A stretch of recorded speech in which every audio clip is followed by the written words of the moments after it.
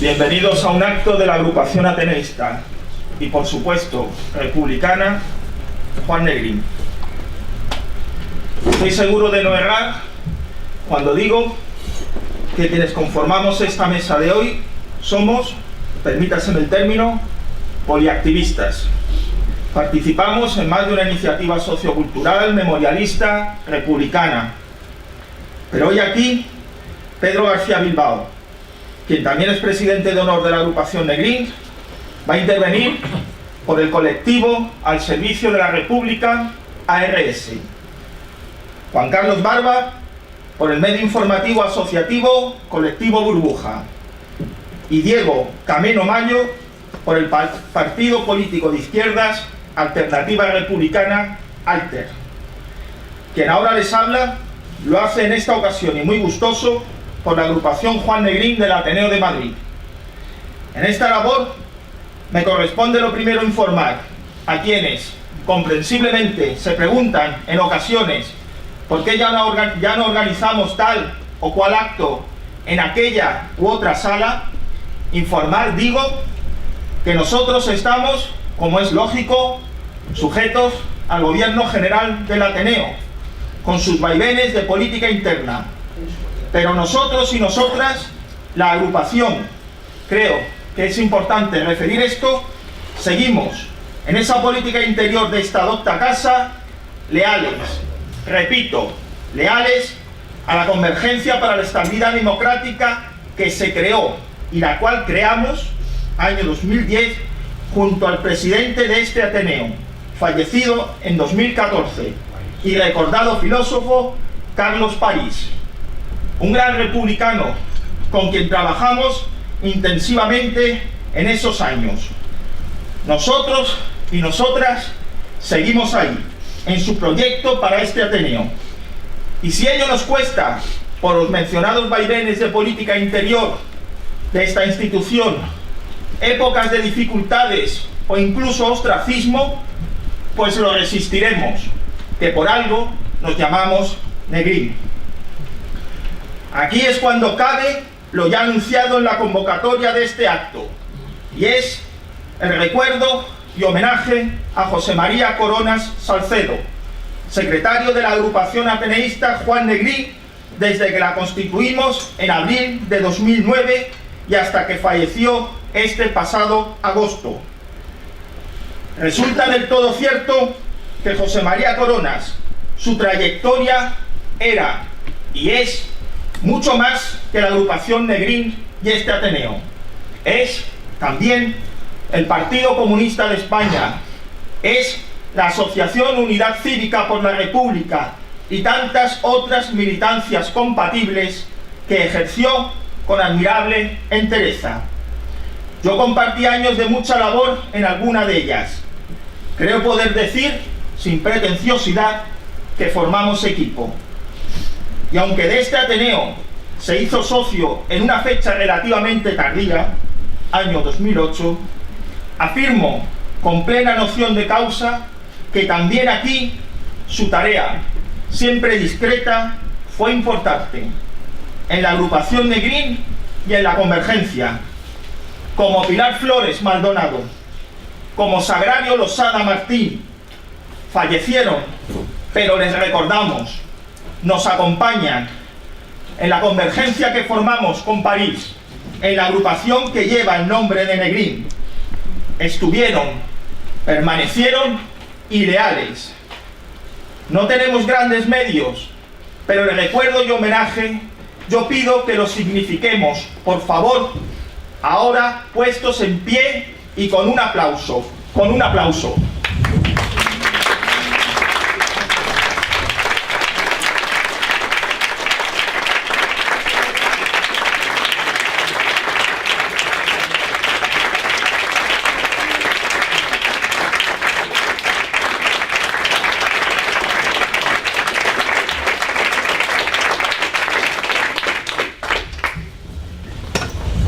Nuestro homenaje también es proseguir noblemente en la tarea.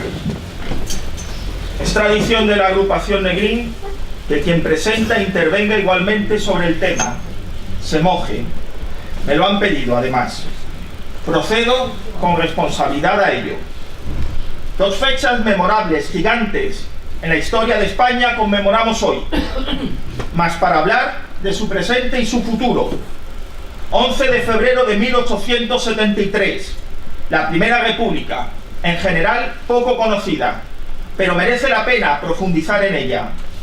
Ajustado de tiempo, solo apuntaré aquí dos datos.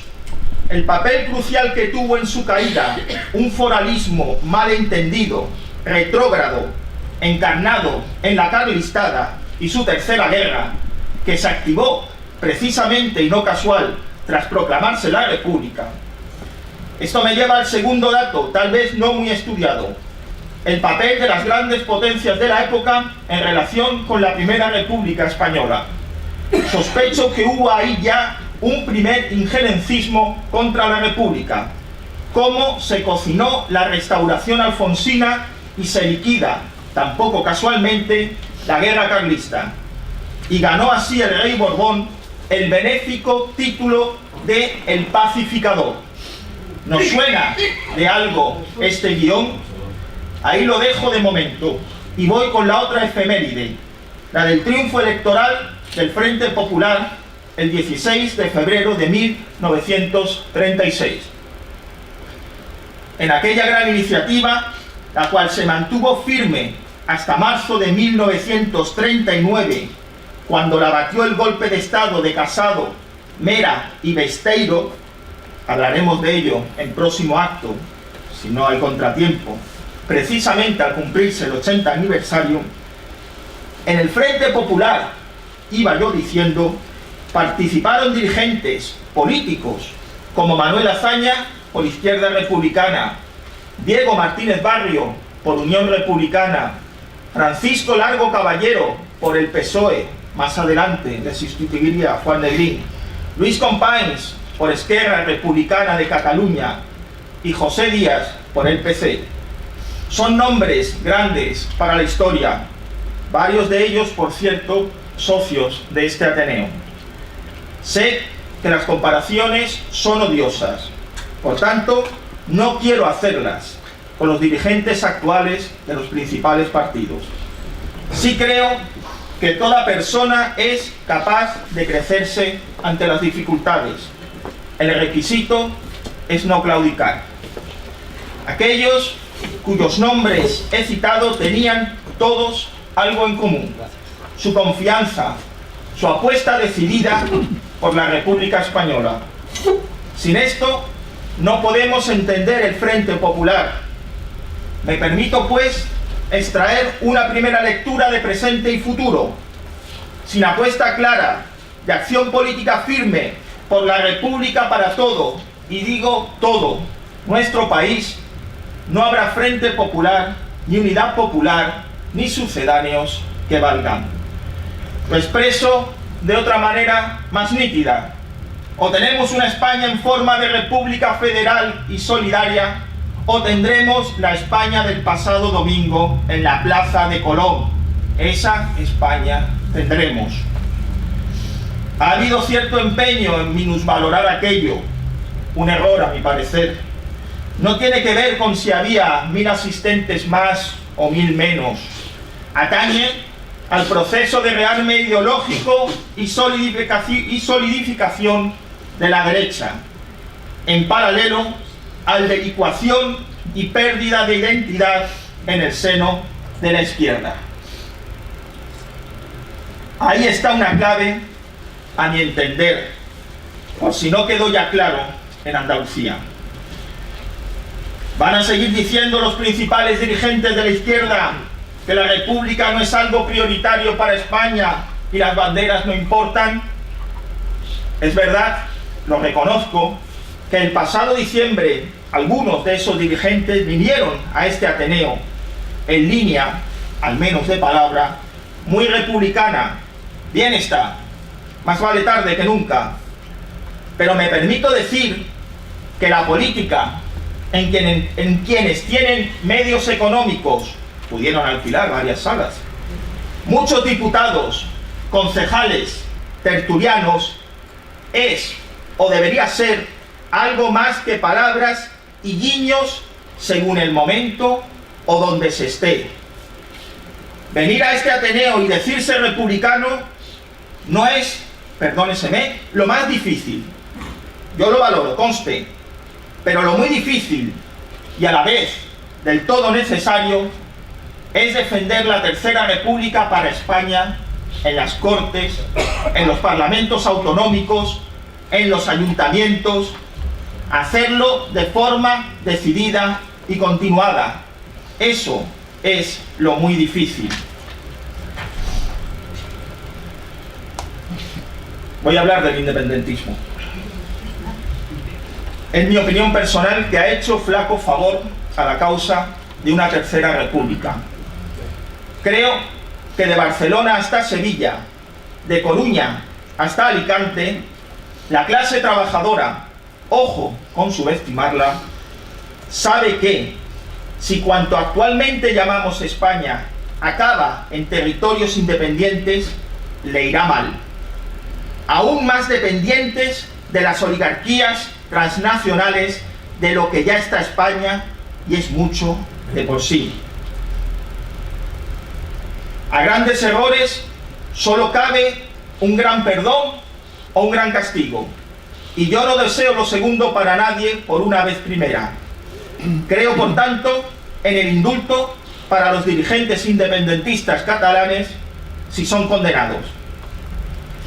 A la vez, defiendo que la Tercera República Española, federal y solidaria, no puede contemplar el derecho a la secesión, pues ahí estaría, y ello me remite a 1873, un instrumento para que las fuerzas monárquicas de la reacción y las oligarquías destruyesen a esa república por la cual luchamos. Soy de mojarme y lo acabo de hacer en dos cuestiones de calado. Hace 6 meses, varios militares no en servicio activo, entre ellos quien ahora les habla, y también aquí está el comandante Manuel Pardo, y algunos sí en activo, redactamos y firmamos un manifiesto en respuesta a otro previo, el cual, obra igualmente de militares retirados y de militares en servicio, reivindicaba al traidor, golpista y criminal Francisco Franco. Sepan ustedes, si no lo saben ya, pues está en los medios, que a quienes, militares en activo, hicieron el manifiesto de condena al franquismo, militares como el cabo de la Armada Española, Marco Antonio Santos Soto, les están represaliando gubernativamente. Quiero en público denunciar esa aberración, constatando mi solidaridad con mis compañeros de armas y de manifiesto democrático. ¿Y las banderas? Termino hablando de las banderas. Los del domingo en Colón tienen la suya. Los independentistas también. Banderas, las dos, nacionales. ¿Qué va a hacer la izquierda? ¿Disputar alguna de ellas? Resulta, tras algunos años de tontería, que las banderas importan y mueven. Pues claro, ¿en qué campus, perdóneseme de nuevo, se pudo ignorar de forma tan ingenua el espíritu humano? En noviembre, en el Club de Amigos de la UNESCO, en mis palabras de despedida tras 10 años en la directiva de la Asociación Unidad Cívica por la República, sigo como socio y a mucha honra, dije con literalidad: creo que la clave del futuro, y hablo no solo de España, va a radicar en si somos capaces de construir ese patriotismo republicano, integrador, internacionalista y solidario. Si no, vendrá, es cuanto asoma, un concepto de la patria excluyente, chauvinista, racista. Esto lo dije en noviembre, antes de Andalucía, pero es que ya desde hace años, aquí en la agrupación Negrín, veníamos señalando la importancia de construir ese patriotismo republicano. Puede comprobarse en internet, intervenciones de Pedro, mías también, y más. ¿Qué bandera nacional, pues? No la monárquica bicolor, desde luego. Es una enseña, como la borgoñona de los austracistas, con su historia y hasta su heroísmo, Trafalgar, por ejemplo. Pero es historia. El pueblo español la sustituyó el 14 de abril de 1931. Si está repuesta, es por el franquismo. Ya no nos vale. Nuestra bandera de Estado, hay de quienes nos la quieran cambiar, es la bandera roja, amarilla y morada. La bandera de la República de Trabajadores y de Trabajadoras. La bandera de la fraternidad entre los pueblos. La bandera que defiende, pues instauró por vez primera, las autonomías, a perfeccionar y racionalizar en una gran federación.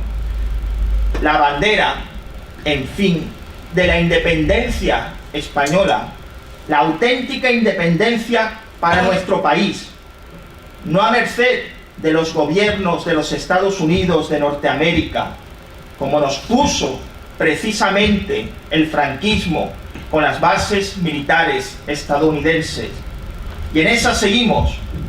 Véase la actitud lacayuna de casi todos los principales dirigentes de nuestro país, y ahí tampoco se salva Cataluña, con el injerencismo de la administración Trump en Iberoamérica, con su pretensión de avasallar a nuestros hermanos y hermanas de Iberoamérica. Lacayunos también los dirigentes del pasado domingo en Plaza de Colón, tan pretendidamente españoles ellos y tan serviles del gobierno estadounidense. ¿Se entiende? Cuando observamos que su voz era «Viva España, viva el rey». Un contrasentido, pues España acaba donde empieza el rey. Por eso yo siempre he dicho, como decían Azaña, Negrín, Companys y José Díaz, «Viva España, viva la República». ¡Viva! ¡Viva!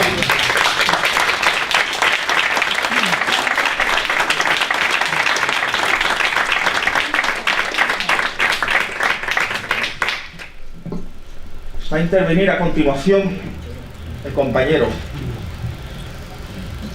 de Alternativa Republicana,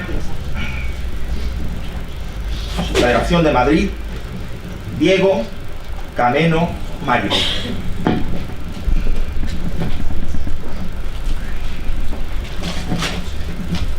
Bien, buenas tardes. Bueno, mi nombre es Diego Cameno, como bien ha dicho Miguel.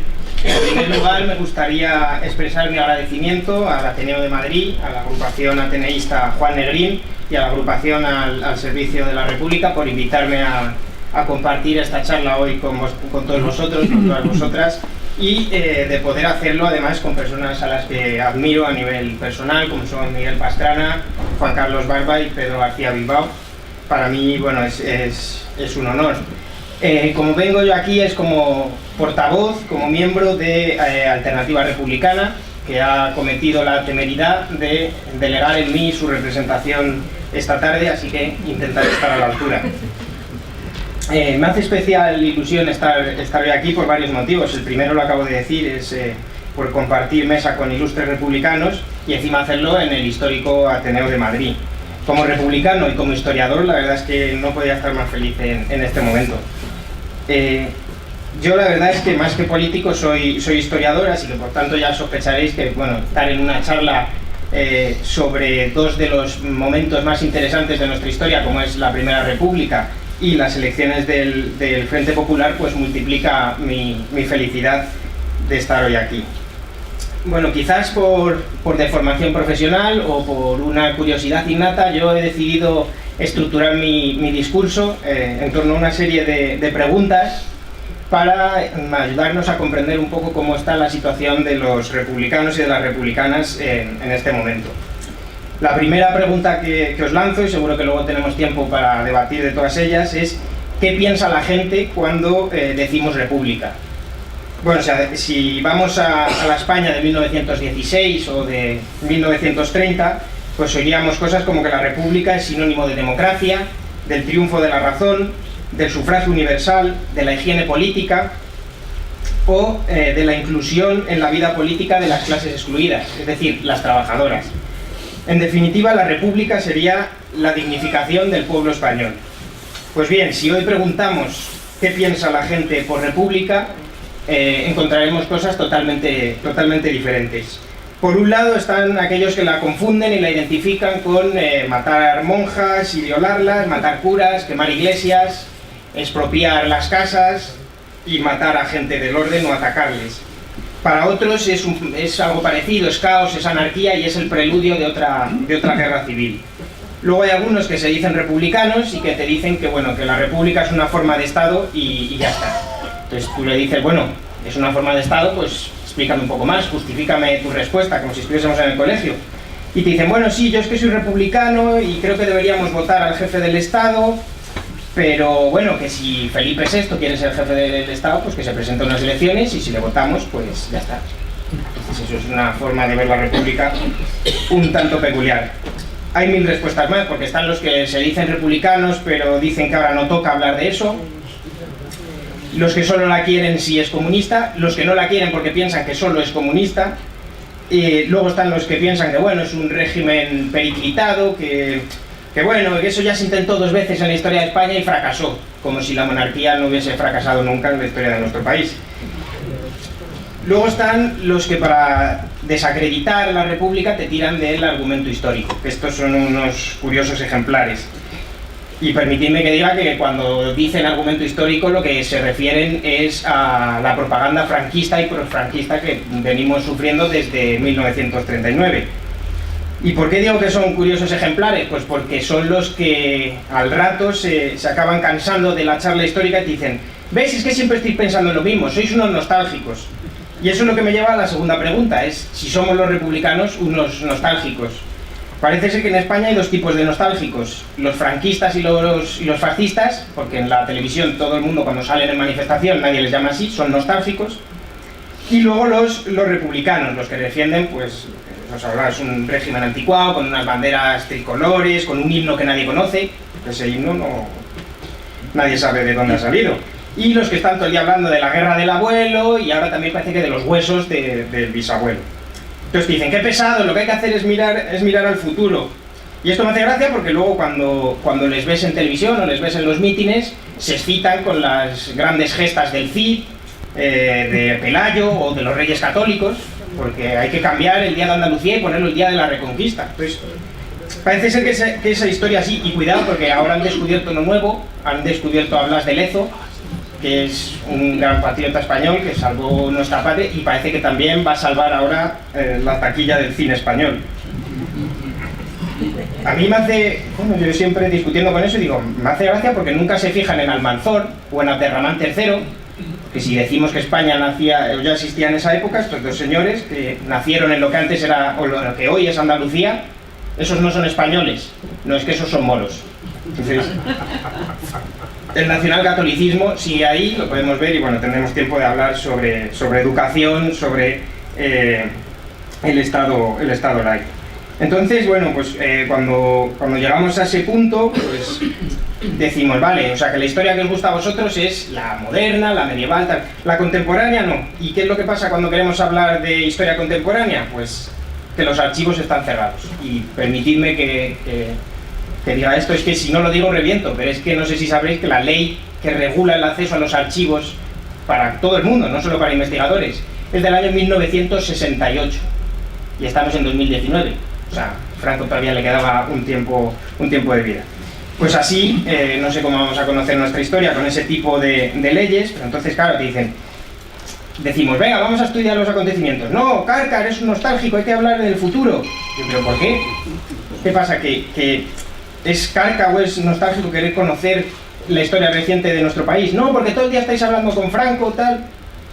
No sé, entonces, ¿qué es nostálgico? ¿Qué es carca? ¿Es querer acabar con la impunidad del franquismo? ¿Ves? Es que siempre Franco, tal. Pues entonces, En ese caso hay que darle la razón, somos unos nostálgicos porque yo no sé, igual me equivoco, no lo creo, pero yo creo que la impunidad del franquismo solo se acabará el día que España sea una república. Y eso es lo que quiero, por lo tanto, pues debe ser que soy un nostálgico. Entonces, una vez que ha quedado claro que somos unos nostálgicos y nostálgicas, todos los republicanos, republicanas, vamos a ver qué es lo que propone Alternativa Republicana para la España del siglo XXI. Alternativa Republicana es un partido republicano. Y la gente se te queda así mirando, y dice, no lo había sospechado por el nombre. Pues parece evidente, pero no lo es. No lo es tanto porque tal vez para nosotros y nosotras aquí presentes, pues sí, es algo obvio. Pero es necesario hacer esa puntualización, porque Alternativa Republicana, igual que los grupos aquí representados, es un partido, las agrupaciones estamos imbuidos del republicanismo. Somos un partido que no reniega de la tricolor, como sí hacen otros, y es un partido que tiene memoria, que conecta con el pasado republicano, como tampoco hacen otros. Entonces eso me parece que siempre hay que señalarlo. ¿Cuál es el objetivo de Alternativa Republicana? Una república española que defienda y garantice el interés público y el progreso social. Y repito, una república española que defienda y garantice el interés público y el progreso social. Una república española para todos los españoles y españolas, porque los republicanos no somos sectarios. Somos igual de españoles o más que los que se manifestaban el domingo en Colón, como ha mencionado el compañero Miguel Pastrana. Lo que pasa es que para ellos, que son los partidos monárquicos, porque ellos se llaman constitucionalistas, pero a mí me gusta llamarlos por lo que son. Nosotros somos partidos republicanos, ellos son partidos monárquicos. Para ellos nosotros somos la antiespano. Pues no, nosotros somos españoles y defendemos que en nuestra república caben todos y todas las españolas y españoles, y a nadie se le va a perseguir. Pero nuestra república tiene que ser republicana, es decir, que se base en la justicia, en la libertad, en el buen gobierno, en la igualdad económica, en la igualdad social, en la igualdad política y también en la igualdad de género, porque no nos vale una república que no sea feminista. Y que no nos engañen más, porque siempre estamos hablando de la riqueza de los países. La riqueza de un país no quiere decir nada. Dicho de otro modo, lo que importa de un país no es lo rico que sea, sino lo desigual que sea. La desigualdad corrompe a las sociedades desde dentro. Por lo tanto, yo creo que la igualdad ahora mismo es un valor a reivindicar. Una república basada en la fraternidad, que parece que es la gran olvidada. Pues nosotros reivindicamos la fraternidad, pero no solo entre personas, sino también entre pueblos. Porque desde Alternativa Republicana ofrecemos soluciones, entre ellas las que ha comentado Miguel Pastrana, que van más allá de aplicar un 155 vitalicio o de mandar los tanques a Cataluña. Pues no, nosotros tenemos otro tipo de soluciones y de medidas. Proponemos además una república española que forme ciudadanos y ciudadanas, y no súbditos, con una especial atención a la educación, desde infantil hasta la universidad, garantizada por el Estado, es decir, pública, gratuita y de calidad. Y por supuesto laica, porque la República Española pensamos que debe ser laica. Ninguna confesión religiosa tendrá privilegios por parte del Estado. Y cuidado con las confusiones en este punto. Un Estado laico, es decir, neutral frente a las distintas creencias religiosas, y no he dicho anticlerical, que sea hostil o beligerante hacia algún tipo de creencia. Y he dicho privilegios, porque lo que tiene la Iglesia Católica en España ahora mismo son privilegios, no son derechos. Conviene no confundir esos términos. Añado a esto otro tipo de prestaciones sociales, con especial atención a la sanidad, a las pensiones o a la dependencia. Y lo voy a resumir en una frase, si me permitís, que es: los republicanos han de dedicar a la asistencia pública, beneficencia y sanidad la atención que merece en todo pueblo civilizado, sin regatear sacrificios. La República tiene que considerar la enseñanza como atributo indeclinable del Estado, en el superior empeño de conseguir en la suma de sus ciudadanos el mayor grado de conocimiento y, por consiguiente, el más amplio nivel moral por encima de razones confesionales y de clase social. Suscribimos estas frases al 100%, y ya que estamos en el aniversario, es justo reconocer que estas frases han sido extraídas del programa electoral del Frente Popular de febrero de 1936, que además tenía como objetivo defender y garantizar el interés público y el progreso social. Y repito, defender y garantizar el interés público y el progreso social. Proponemos más medidas sobre banca pública, medio ambiente y cambio climático, que no deberíamos olvidar, planes de vivienda, pero tampoco me quiero extender mucho más. Por lo tanto, voy a pasar a la última cuestión que me parece fundamental, que es cómo traemos la república o qué podemos hacer, porque aquí también hay una serie de debates que acaban siendo estériles. Entre ellos está el tema de referéndums, si hay que hacer un referéndum, están los que dicen que jamás se va a autorizar, luego están los que dicen, bueno, y hacen un referéndum y gana la república, y entonces ¿qué pasa? Se va el rey, van a poner de presidente a Pablo Casado, lo mismo ponen a Santiago Abascal, pues entonces sería una república muy interesante. Luego están los otros que dicen, bueno, lo mejor sería modificar o derogar la Constitución del 78, pero es que para eso hacen falta 382 diputados, 700 y pico senadores, eso es muy complicado. Nada, nos olvidamos de la república. Entonces, bueno, yo creo que ese es uno de los problemas, que estamos hablando de republicanismo, de república, y yo creo que hay un valor republicano clave, que es el de la ciudadanía activa. Que por ser ciudadanos y ciudadanas tenemos derechos, y es evidente, por supuesto, faltaría más, pero también tenemos obligaciones. La unidad de los partidos republicanos y de las agrupaciones, pero de los partidos de verdad, los que tienen memoria, los que no se avergüenzan de la tricolor y del pasado, pues yo creo que es clave en este punto, y por eso me alegra todavía más estar rodeado de gente que yo creo que defiende todo eso. Los partidos y las agrupaciones republicanas que se unen y luchan juntos por un ideal, me parece que eso tenemos que trabajar por ello, y me parece fundamental. Y ahora tenemos que estar más unidos y más unidas que nunca, porque así lograremos nuestro objetivo. Entonces toda aquella que pueda trabajar por esta empresa es bienvenido y es bienvenida, y habrá que sentarse a hablar, negociar, debatir lo que haga falta, pero el fin yo creo que merece la pena. Entonces no creo que haya obstáculo pequeño o grande para conseguir esto, y si lo hay, pues bueno, dicen que la política es el arte de lo imposible, entonces no, habrá que seguir por esa línea. Y para concluir, no solo quiero llamar a la unidad, quiero llamar también a algo más importante, que es los republicanos y las republicanas en la calle. Ya he hecho mención brevemente a uno de los acontecimientos que nos han traído hoy aquí, y ahora quería referirme a otro, que son unas palabras de Emilio Castelar, que me ha parecido que estaban por ahí hace un momento. Bueno, Emilio Castelar, el 11 de febrero de 1873, decía: con Fernando VII murió la monarquía tradicional, con la fuga de Isabel II, la monarquía parlamentaria, con la renuncia de don Amadeo de Saboya, la monarquía democrática. Nadie ha acabado con ella, ha muerto por sí misma. Nadie trae la república, la traen todas las circunstancias.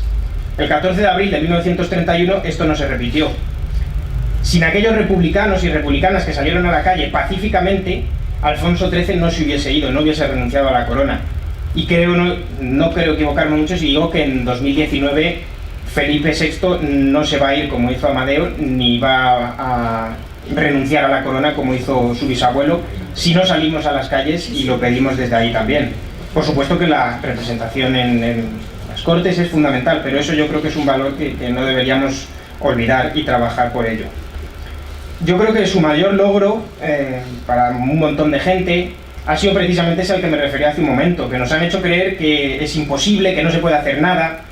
Y yo, bueno, hay gente aquí que me conoce bien, no sé si hay alguien que sea más pesimista que yo en la sala, no lo creo. Y yo creo que eso otorga más valor a lo que voy a decir ahora.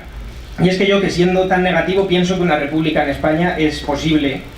Y lo pienso porque lo he vivido, y lo he vivido a través de Azaña, de Alcalá Zamora, de Lerroux, de Marcelino Domingo, de Álvaro de Albornoz, de Indalecio Prieto y de Juan Negrín. Porque si ellos unidos, y con la gente en la calle, por supuesto, consiguieron traer la Segunda República, la reconquistaron en las urnas en febrero del 36 y la defendieron durante 3 años de dura guerra con toda Europa en contra, pues nosotros ahora y nosotras ahora podemos traer la tercera. Muchas gracias.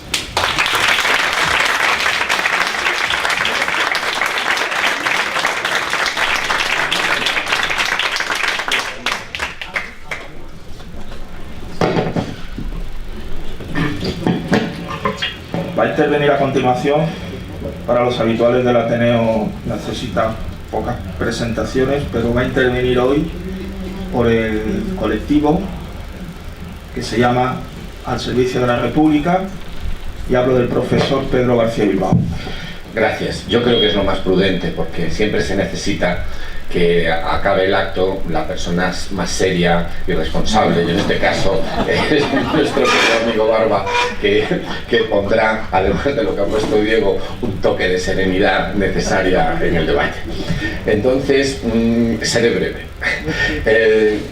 Miren, hace unos 4 años, ya va para 5 años, tuvimos un acto aquí en esta misma sala en el cual lanzamos la iniciativa de la necesidad de formar una gran alianza republicana. En ese debate lo que expusimos fue la idea de que la República estaba ausente de la vida política española.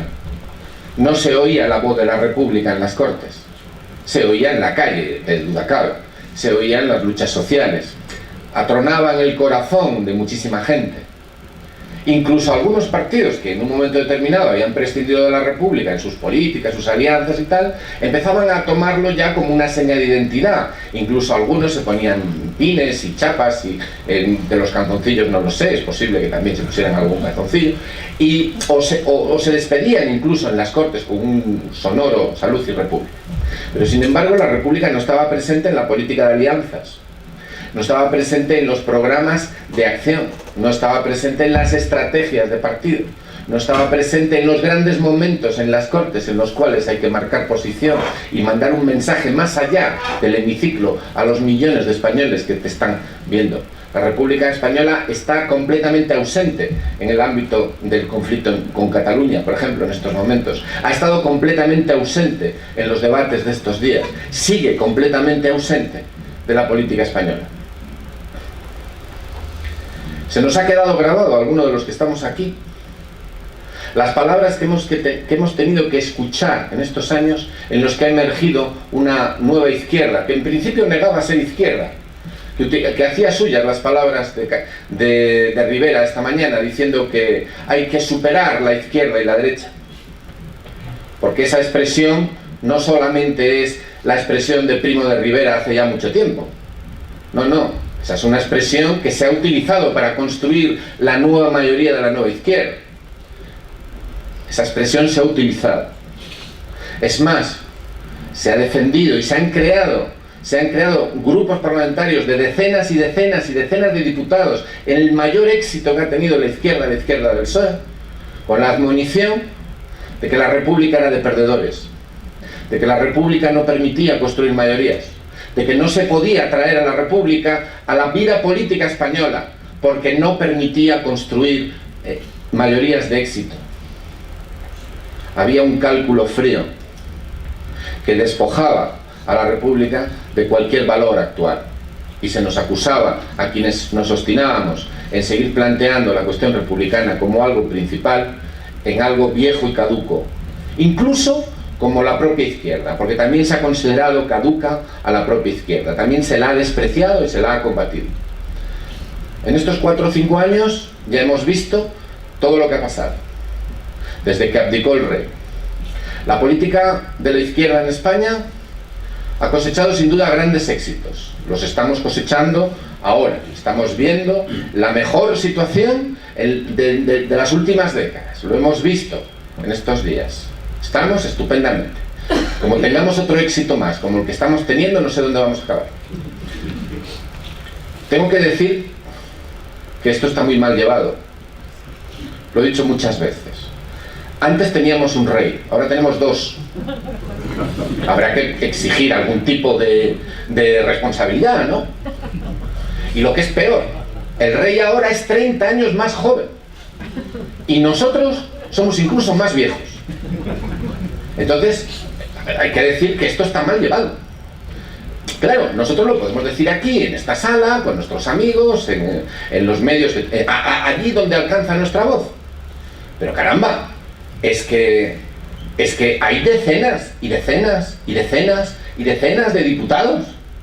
Vamos, el sueño húmedo de mucho aparachi en busca de un lugar al sol. Es decir, desde los 202 diputados de Alfonso Guerra en el año 1982, nunca la izquierda realmente existente había conseguido un éxito tan grande como el que ha conseguido en las últimas legislaturas. Lo nunca visto. ¿Y dónde están los avances?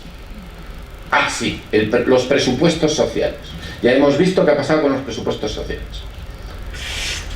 Entonces, la cuestión es que lo mismo que se opone, exactamente lo mismo que se opone a los presupuestos sociales, lo mismo que se opone a los programas sociales que se necesitan para hacer frente a las necesidades del presente y poner fin al precariado, vamos a decirlo así rápido, el mismo bloque de poder y de intereses que se opone a las transformaciones sociales y legales que se necesitan para hacer frente no a la crisis, sino a la mutación del capitalismo y de la sociedad europea actual, que quiere condenar a la precariedad perenne, futura, ad eternum de las gentes, ese mismo bloque de intereses tan bien representado es el mismo bloque de intereses que se opone a la República. Porque en realidad la República no es más que la metáfora de la victoria. Es la metáfora de la victoria del pueblo y de las clases populares sobre las oligarquías. Y la batalla de la República no es una batalla separada de la lucha social. Eso es lo que queríamos decir, lo que quisimos decir nosotros hace 4 años o 5 años aquí en este Ateneo, cuando lanzamos muy modestamente la iniciativa de formar una alianza republicana. En nuestro planteamiento estratégico, lo que estaba era sin duda la sombra, el recuerdo, la inspiración de aquel Manuel Azaña, secretario de este Ateneo, que en los años 20, él y otros 26 también se reunieron aquí, también lanzaron la iniciativa de formar una gran alianza.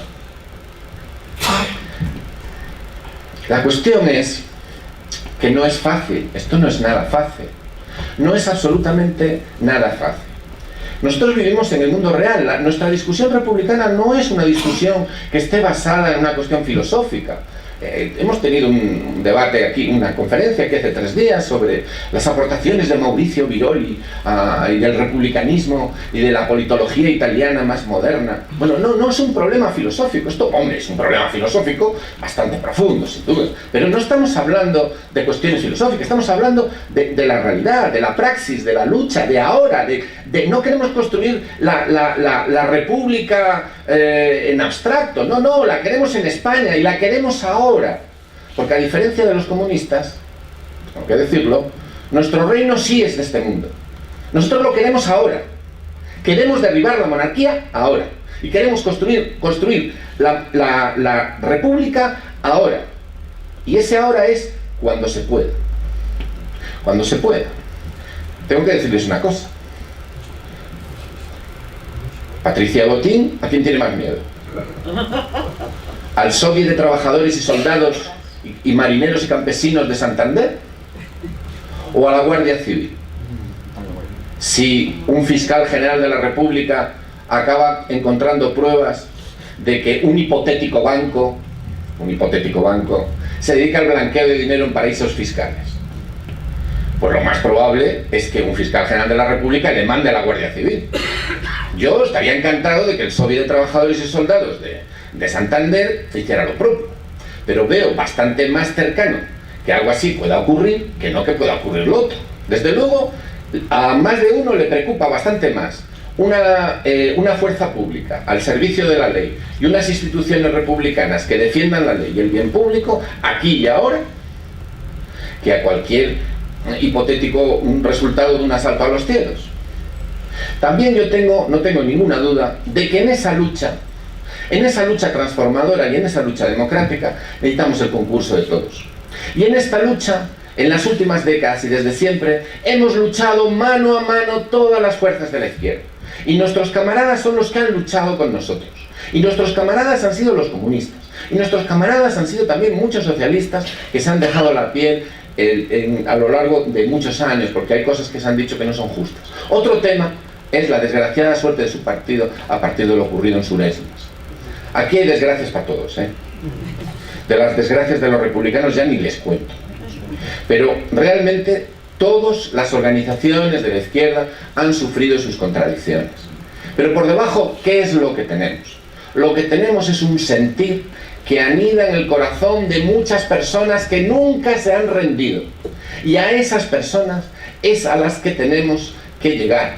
Porque la política puede construir mayorías sobre la base de la claridad, sobre la base de hablar claro, de mostrar un camino, de construirlo entre todos, de señalar los objetivos que todo el mundo ve. Y sobre eso, sobre la firmeza de la claridad y la firmeza de los principios, se puede avanzar. Por eso se tiene miedo a la palabra. La palabra es muy poderosa, porque la palabra puede mover los corazones. Y los corazones inspiran la palabra. Y la lucha necesita de todo ello. No es, el republicanismo, si es algo, es acción. Hubo un partido de acción republicana. El republicanismo no establece, filosóficamente no establece una diferencia entre el político y el señor normal o la señora normal. El político no es más que el ciudadano o ciudadana que está ocupándose de la cosa pública en un momento determinado y exige la acción. Y además es implacable con eso que se llama la virtud republicana, que es la comparación entre lo que se dice y lo que se hace. Y aquí hay muy poca virtud y mucha hipocresía. Aquí hay mucha gente y muchos grupos y mucha actividad que hace apelaciones a las grandes palabras y que lo que hace es mercadear con las aspiraciones y las ilusiones de tantos. A los hechos me manifiesto. Nosotros hemos llegado hasta aquí, todos nosotros, nuestra sociedad. No tiene ningún sentido echarnos en cara lo que pudo ocurrir en el 77 o en el 78. Por favor, no se trata de eso. De lo que se trata, sencillamente, es de no cometer en la actualidad los errores que todos pudimos cometer en el pasado. Se trata de no volver a repetir ese ciclo de error, de confianza y de desconfianza y de error. No, se trata de aprender. Nosotros estamos aquí bajo la admonición de la Primera República y del Frente Popular. La Primera República, bueno, lo que nos ha llegado hasta nosotros de la Primera República son muchas cosas. Yo tengo que decir que he aprendido mucho, pues leyendo a Pi Margall y leyendo a la gente que participó en aquello. La Primera República tuvo que venir cuando cayó la monarquía, está claro. Cometieron un error muy grave, prácticamente todos los que lo vivieron lo dicen. Cometimos un error al traer a Amadeo. La República tenía que haber venido cuando el momento era fuerte. Posiblemente no habría sido la misma República del 73, habría sido una República más conservadora, una República que hubiera tenido otro perfil, pero también habría tenido otros apoyos, y donde la parte más radical habría tenido su presencia. La Constitución de 1869 fue durante muchas décadas de la historia de España, la mejor y más progresista de las constituciones de la historia española. Aunque, como dijo Federico Trillo, la única que merece la pena es la del 78, porque ni la del 1812 le vale. Entonces ya la de 1869, ya ni hablemos de eso. Pero aquí no se trata de valorar el peso molecular de las distintas constituciones del pasado. No se trata de eso. En febrero de 1936, ahora precisamente en su aniversario, se produjo esa gran coalición, esa gran alianza que rescató el espíritu de abril del que nos ha hablado Diego, que es el Frente Popular. Vaya, el Frente Popular. Yo me pregunto, pero vamos a ver, ¿qué más tiene que pasar después de lo que hemos visto todos estos días para que alguien que pueda hablar en las Cortes salga y diga que se necesita un Frente Popular? O sea, ¿qué más tiene que pasar? Pero si tenemos el enemigo a las puertas, no es que antes teníamos un partido de derechas, ahora tenemos 3 partidos de derechas. Además, bueno, yo no sé ustedes, pero yo durante toda mi vida lo que he escuchado de la derecha española es lo mismo que dice Vox, ¿eh? O sea, es el Partido Popular fuera del armario, literalmente. Y nazis, lo que se llama nazis propiamente, pues son los del hogar social y algún otro por ahí suelto, ¿no? Como decía Azaña, este país no da para más, este país lo que da es para la reacción más cutre, ¿no? Eso ya no lo decía Azaña, lo digo yo, ¿no? Porque claro, para ser fascista hay que ser levemente moderno, y estos no llegan ni a eso. Entonces, ¿qué más tiene que pasar para que alguien diga que sería importante formar una coalición de todas las fuerzas de izquierda y de todas las fuerzas democráticas que se reconozcan como tales y que estén dispuestas a pactar un programa de mínimos en las elecciones del 26 de abril? Algo tan sencillo como eso. Porque claro, es que, ¿saben lo que pasa? Que se nos ha quedado grabado lo que se nos dijo. Lo que se nos dijo es que la República no era prioritaria. y que el republicanismo español no es representativo y que ya está bien representado donde está, con las fuerzas que hay en presencia. O sea que se permiten el lujo de prescindir de cientos de miles de millones de personas que sencillamente no comparten esa maravillosa y fastuosa dirección de operaciones que ha duplicado el número de reyes en los últimos 10 años. Qué curioso. Una situación en la cual la palabra Frente Popular lo que provoca es pánico. Provoca pánico. Es una palabra que está completamente vetada. No quieren ni oír hablar de ello. ¿Qué pasa? ¿Que no les van a votar los del PP? Es eso. No les va a votar la derecha. No le va a votar la derecha a Unidos Podemos. Si hablan de Frente Popular, se les va a asustar el electorado, se le van a ir a Vox. ¿Es eso lo que ocurre? No, es un problema más profundo, es un problema ideológico. El problema es que tenemos una falsa izquierda. Ese es el problema que tenemos. No hay más que ver los debates de la Sexta. Tenemos fachas de verdad e izquierdistas de pega, seleccionados por Maruenda, que es el que paga el programa. Entonces, claro, si estamos esperando que sea la Sexta la que nos diga quién es la próxima esperanza roja de la izquierda, pues estamos apañados. Estamos apañados, literalmente. Porque la Sexta tiene los mismos dueños que La Razón. Vamos a decirlo claro. Y claro, la fastuosa izquierda realmente existente que tenemos ha sido incapaz, desde el año 1978, de montar un periódico de izquierdas, una radio de izquierdas y una televisión de izquierdas.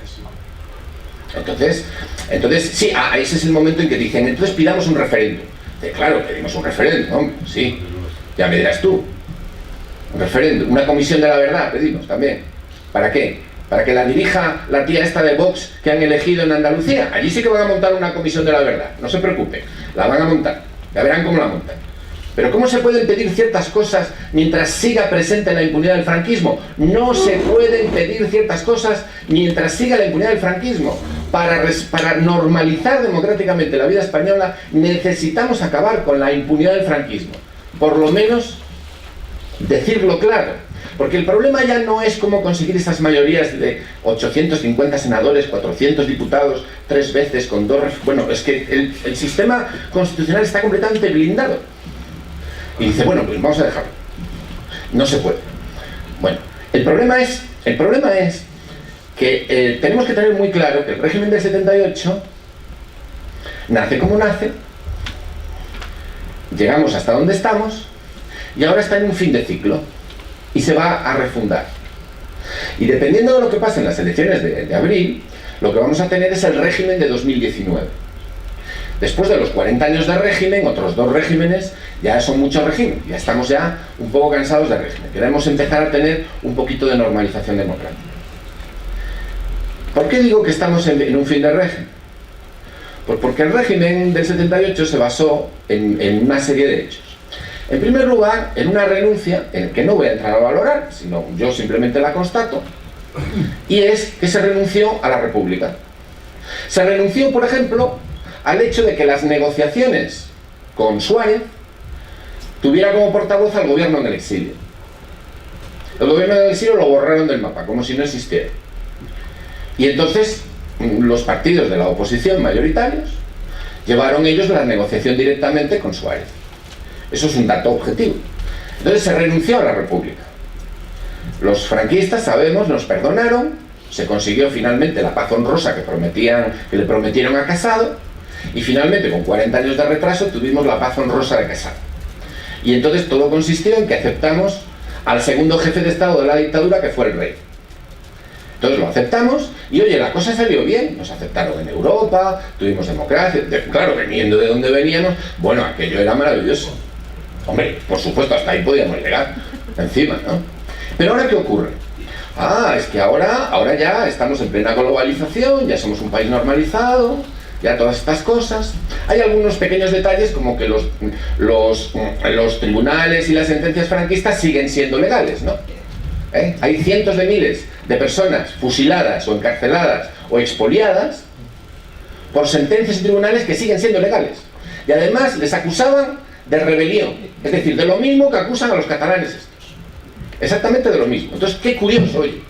Yo no soy sospechoso de ser simpatizante de los independentistas, porque no lo sé, no soy independentista en modo alguno, soy partidario de la República Española, la defiendo.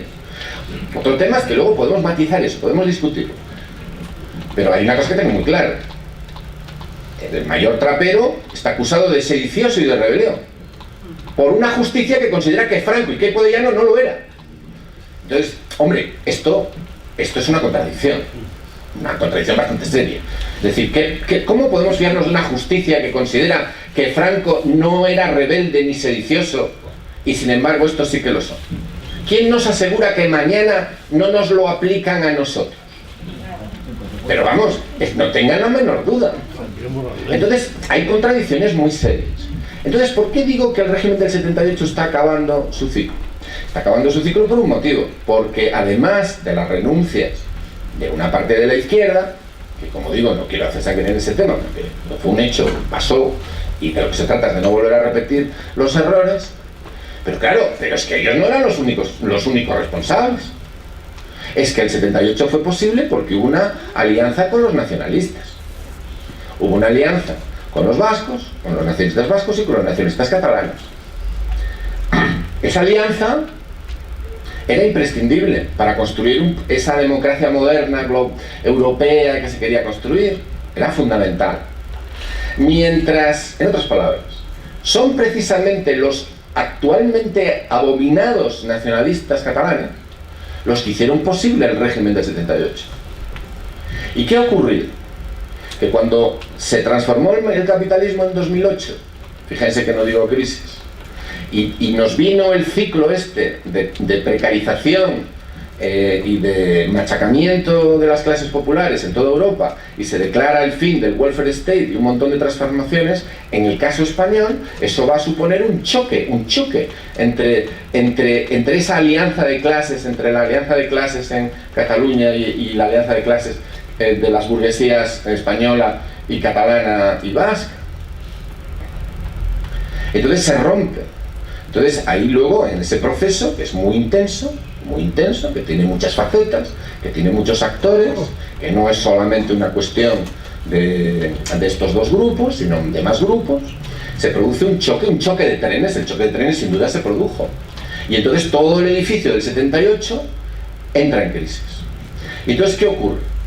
Que al haber renunciado la izquierda a la ruptura y a la república, gran parte de las clases populares en Cataluña, no necesariamente de origen catalán, han acabado en el redil político del nacionalismo más extremista.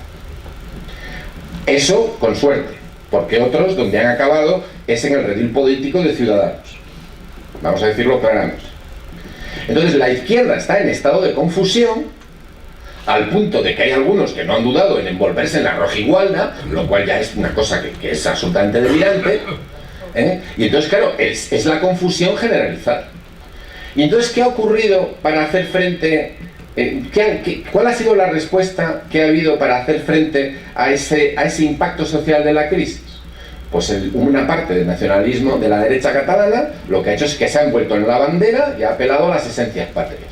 Y como resulta que aquí hay agravios, y si no hay agravios nos los inventamos, pues el impacto, claro, se ha producido lo que se ha producido siempre, que si tú juntas la cuestión social con la cuestión nacional, eso arrasa, claro.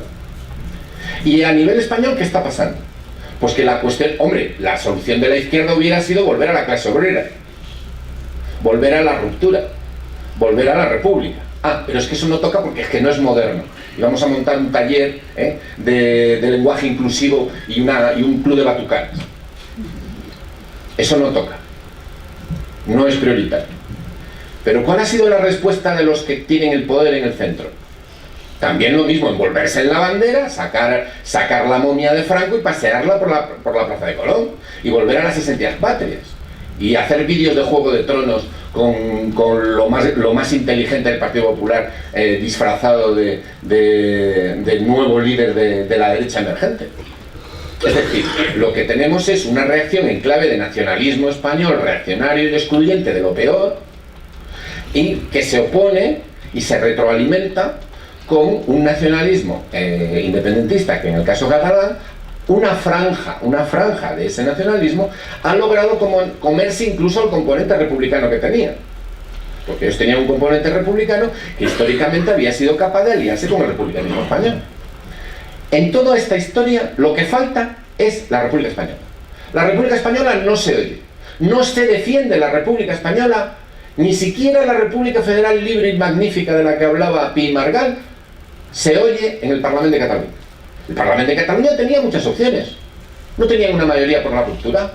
Bueno, pues muy sencillo, que declaren ilegal al Gobierno de Madrid, que declaren ilegal la suspensión de la Generalitat por Franco, y que hubieran dicho claramente y lo hubieran puesto en el BOE, en el boletín de la oficial de la Generalitat de Cataluña, que la suspensión de la Generalitat por el franquismo fue ilegal porque fue fruto de un golpe de Estado, y que hubieran ofrecido, como hizo Companys, a Barcelona como capital de la República Española, y que hubieran negado las leyes que les están condenando. Ah, claro, pero eso no llega, porque es que entonces se lo toman en serio, lo mismo hasta les llevan a la cárcel. Pero si les van a llevar a la cárcel igual. Entonces, claro, el problema, ¿cuál es el problema? El problema es que el nacionalismo catalán ha sido también cómplice del 78. Y en el nacionalismo catalán no hay quien interpreta esto de unas formas muy particulares. Yo no estoy atacando al nacionalismo catalán. Lo que sí estoy diciendo es que a mí, desde luego, no me representa quien quiere apelar a la autodeterminación para poner bases norteamericanas en Cataluña. Que pedir la independencia de España, pero aceptar de buen grado la dependencia del Banco Central Europeo, del Fondo Monetario Internacional, de la OTAN y de las relaciones bilaterales con Israel y de las relaciones bilaterales con Estados Unidos para blindar su nuevo país, eso es la estrategia de Trump. Y eso es la estrategia de muchas otras gentes que prefiero ni pensar en ellas. Y eso es muy peligroso. Eso es enormemente peligroso. Pero en última instancia, no nos debe sorprender que cada cual juegue su juego. El problema es que la izquierda no juega al suyo. El problema es que la izquierda realmente existente ha renunciado a España. Y ha renunciado a España, que la voz de alguien de izquierda es renunciar a la República Española. Y ese es el problema. Que la República Española sigue fuera del sistema político. Los republicanos seguimos fuera del sistema político. Y en la política realmente existente, la República no tiene quien la defienda.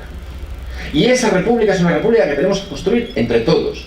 Tenemos que apelar a los republicanos allí donde estén.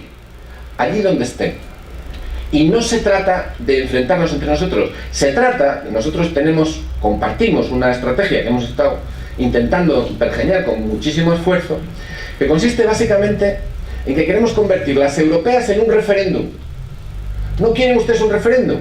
Los referéndums son ilegales. Mirad el referéndum bien montadito, con un montón de dinero. ¿Saben cuánta financiación tuvo Òmnium Cultural y la Asamblea Nacional Catalana durante años? Ahora compárenlo con la financiación que tuvo la Unidad Cívica por la República. Compárenlo, por favor.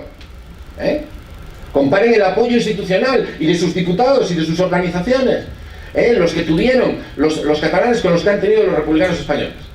Y verán que no hay color. Pues si pese a todo el enorme esfuerzo, pese a la movilización de 2 millones de personas, las diadas estas masivas, si pese a todo eso no ha logrado avanzar el tema del referéndum y han tenido los problemas, el tema del referéndum para traer la República Española, ¿qué es? Sino un placebo. Es un placebo. Además, tiene sentido. Hombre, es un placebo que podemos utilizarlo en plan agitprop para extender, eso como un instrumento, eso está bien, pero seamos realistas. Si no conseguimos que los diputados defiendan la República, ¿qué estamos haciendo?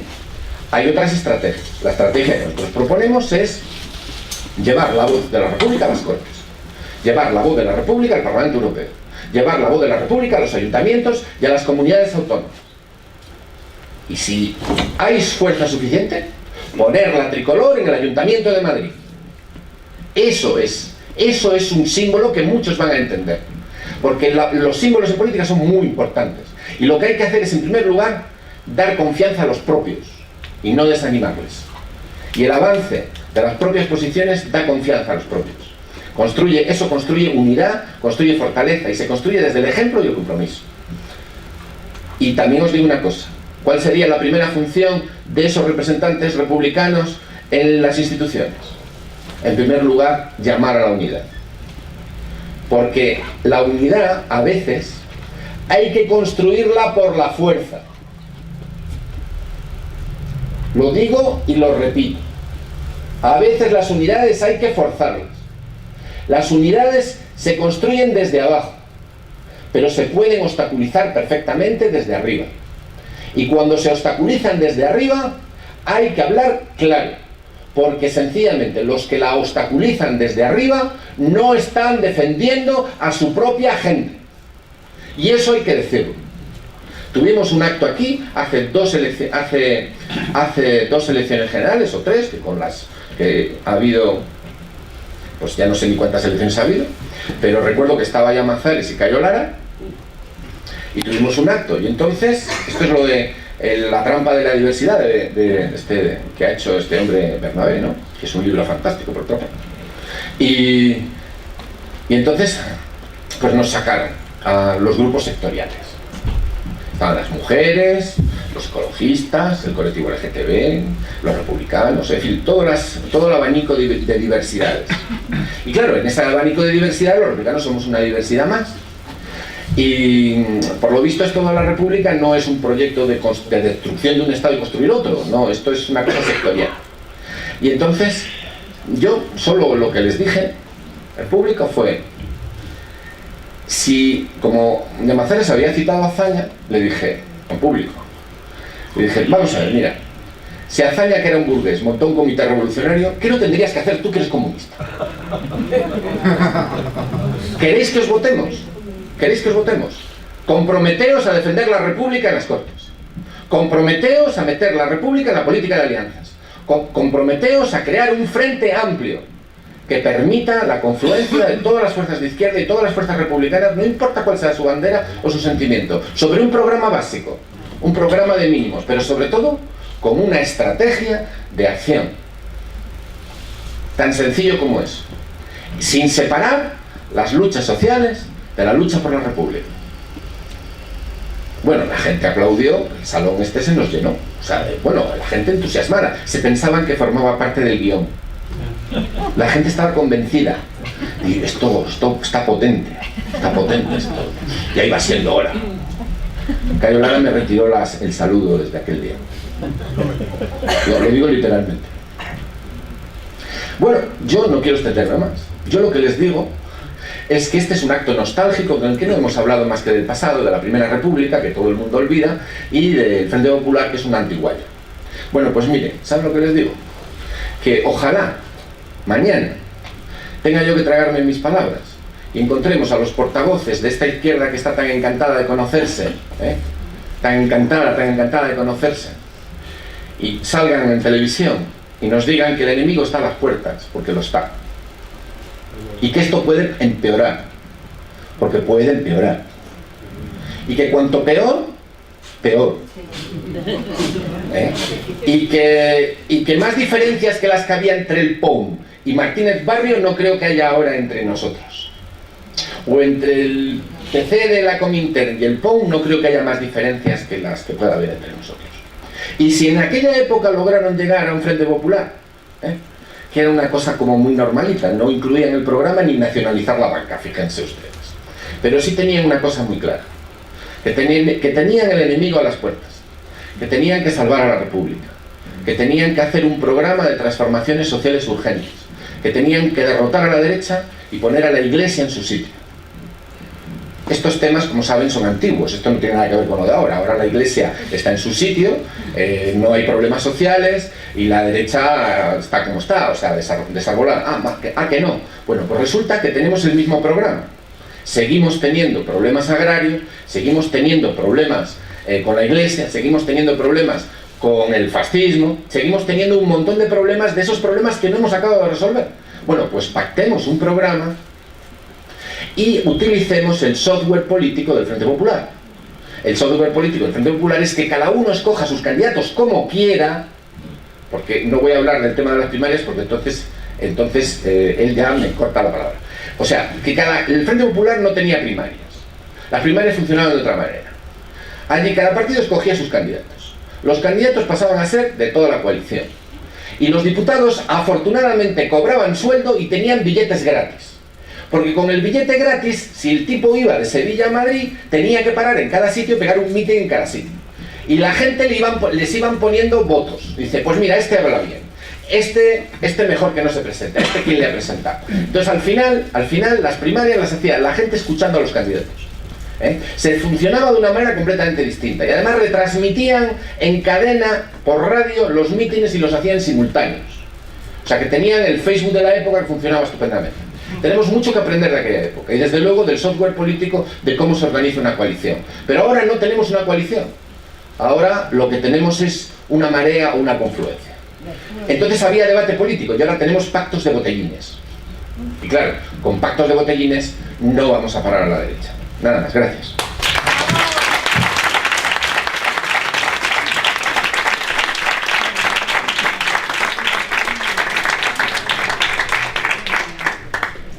Bueno,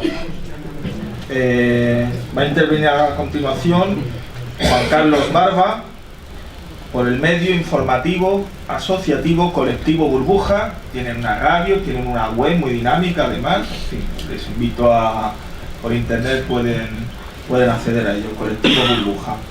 Juan Carlos Barba. Gracias, muchas gracias por supuesto por la invitación, a Pedro en primer lugar, a la agrupación Juan Negrín y por supuesto al Ateneo, y gracias a toda la gente que habéis venido aquí. Es un placer ver la sala llena. Yo esta mañana, cuando me estaba preparando esta charla, digo, voy a ver un poco lo que dice por ahí la gente de la República, y he hecho una búsqueda en internet, y me sale en portada, en la primera página del Google, me sale aquí el amigo Cebrián. Y entonces, digo, pues voy a leer a ver qué dice Cebrián.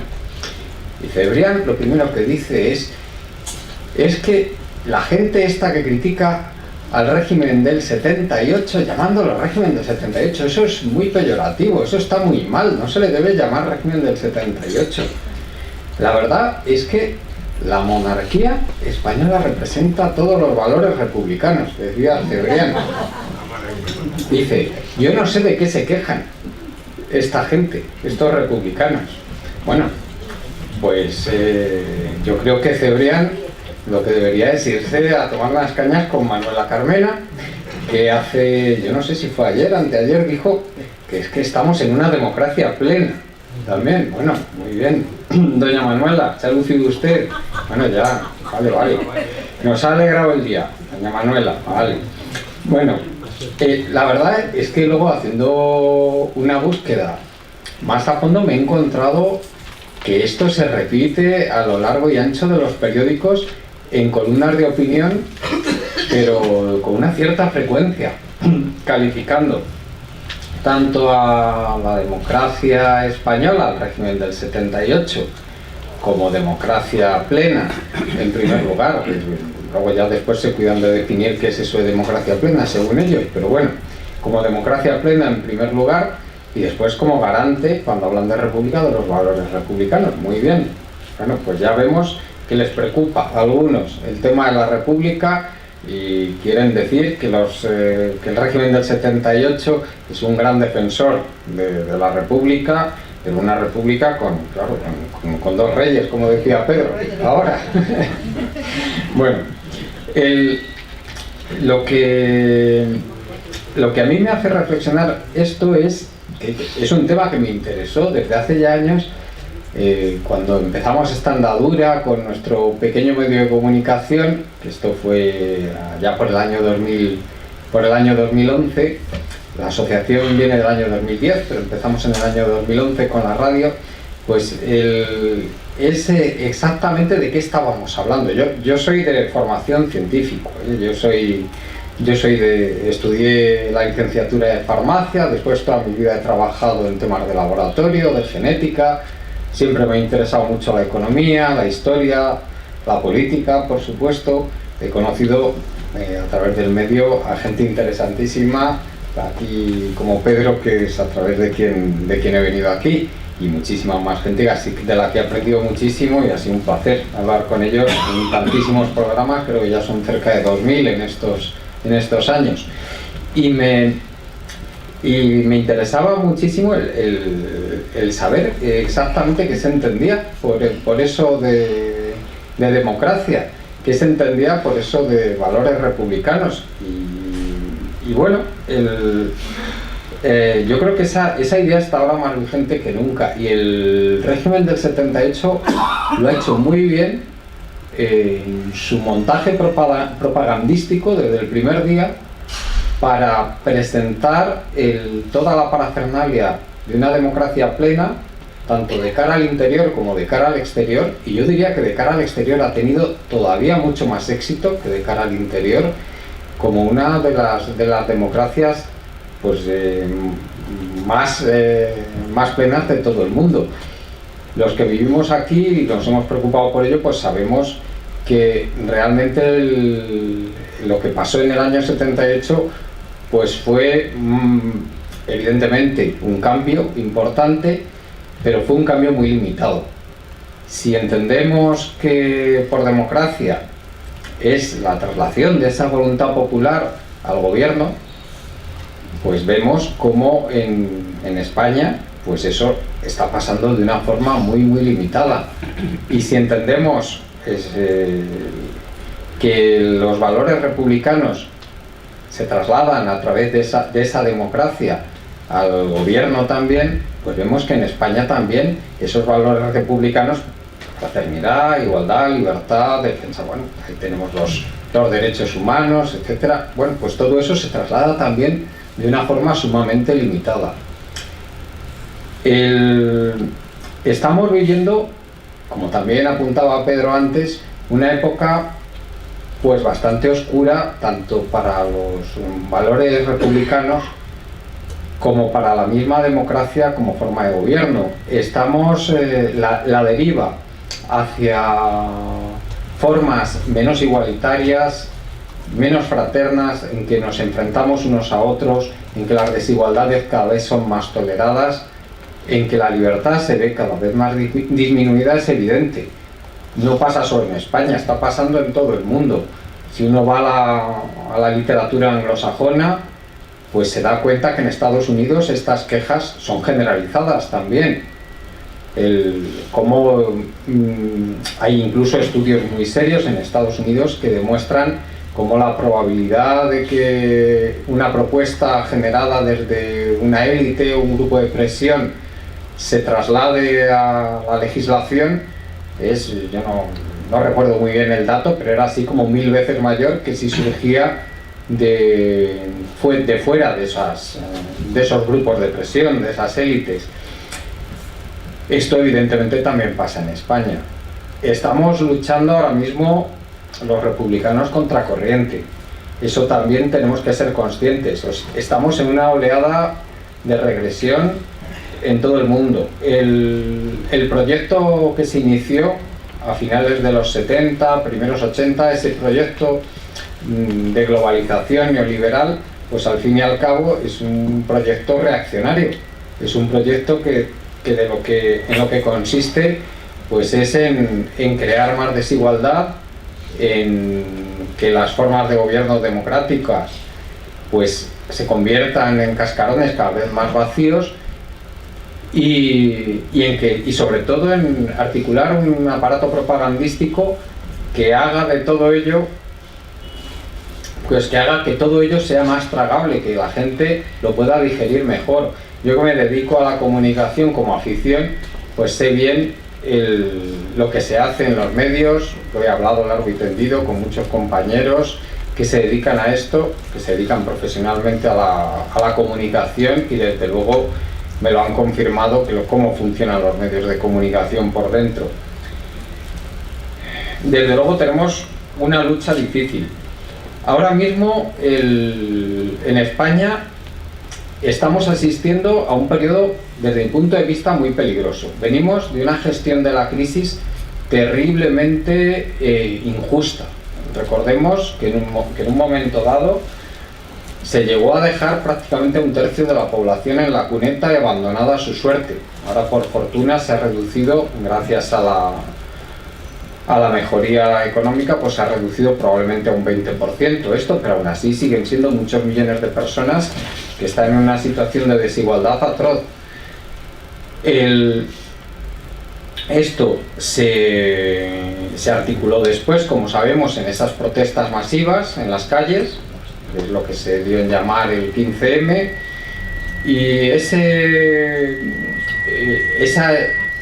creo que tenemos aquí un problemilla con el sonido, esa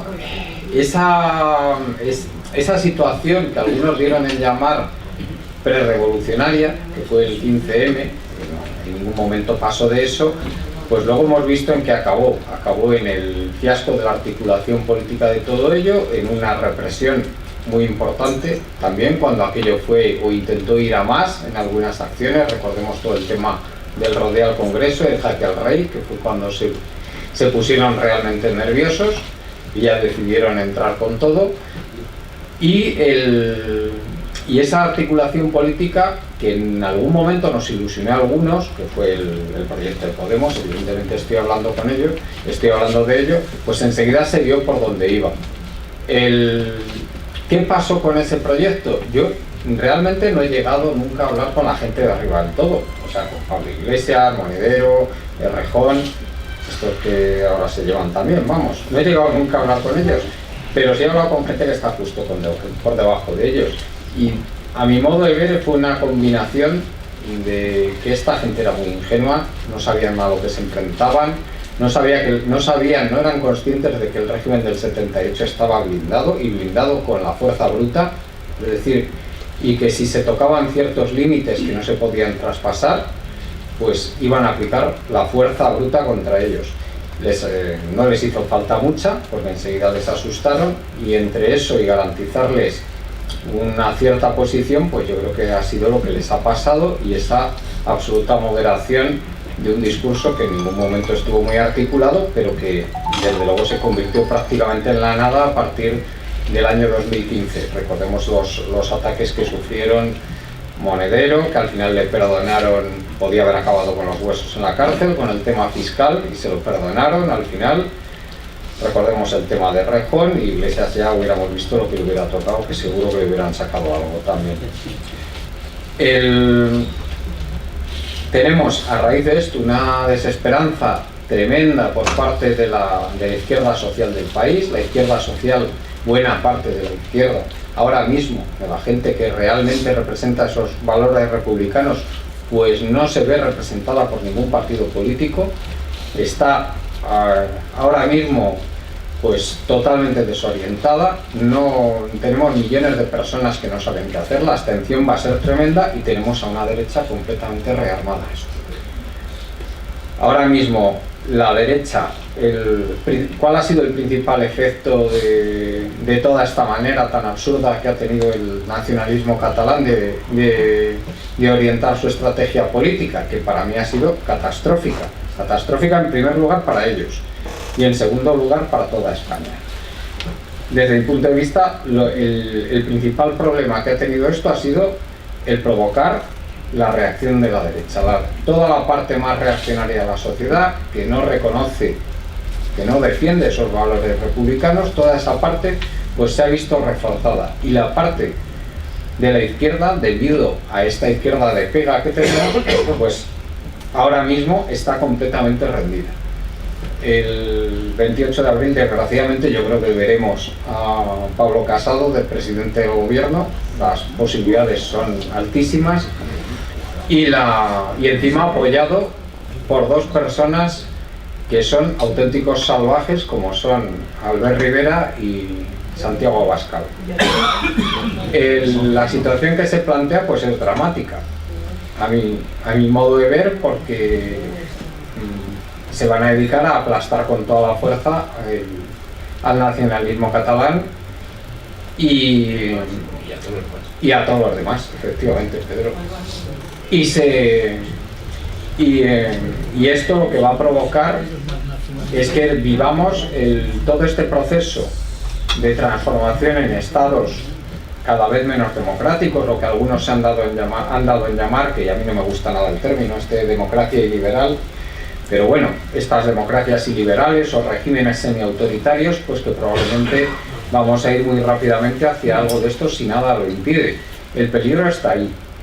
Como decía Pedro, el enemigo lo tenemos ya a las puertas. Ahora falta ver si realmente la gente que lo puede evitar, que puede organizar las fuerzas para resistir esto, es capaz de hacerlo. Esperemos que sí.